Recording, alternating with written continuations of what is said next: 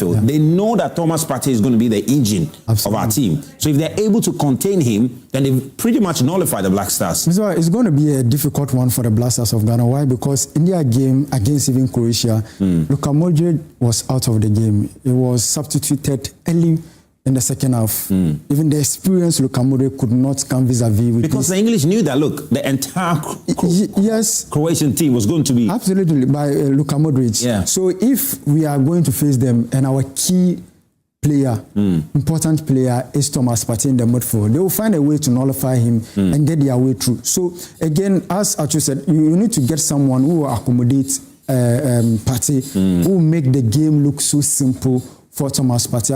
I think it's a game that we don't need to put a lot of pressure on Thomas Partey. The coach needs to design a system. Do you think he should come into the game in the second half, or he should start? He should start because of the pressure of that game in particular, because when you start calibrating and also Elisha, also Zibo, they've not played together, and this is the first time that they are playing the World Cup. So the game 2 is a top game. So you need to get a senior player, a matured player with a vast experience who can control these young ones. Because it is never going to be a game like the Panama that we witnessed.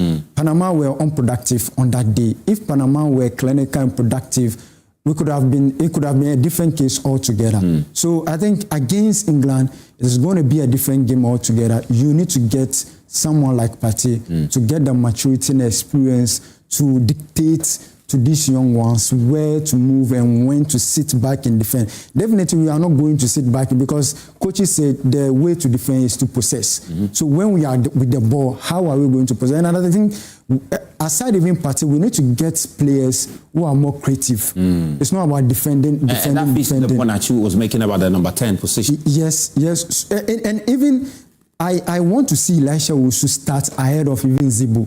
I see Zibo more of a creative player. So we need to get someone, even in the midfield, can create something out of nothing. Like how Calibre is. But then you talk about Kwesi Zibo, because if Thomas Partey is in that game, he's going to handle the creativity bit. Even Calibre has got that. But then you need somebody, a box-to-box player, who can also offer some defensive cover of a sort, break the lines and all of that. And Kwesi Zibo can offer you that much more than Elisha Owusu. In as much we are going to defend, all of them can defend well. But again, an opportunity can present itself when we are surging forward. In the sequence of moving forward, trying to build up, how are we going to do it? We need to get someone who has a little bit of creativity in his game so that he can help us. Because when you lose that creativity in midfield, it's going to be difficult for the attackers to get the ball. That's the reason why most of the time our attackers find it difficult to score goals, to get the ball even miss. So you need to get midfielders who have that sort of creativity in them, because we are not going to create a lot of chances against England. What about that number 10 spot? And actually I'm going to come to you and get your thoughts on that. Number 10 spot. We saw Kamaldeen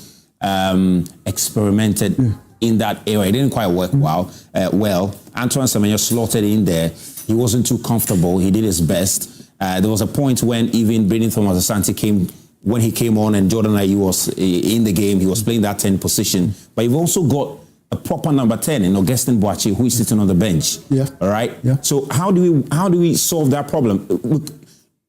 Will it be fine?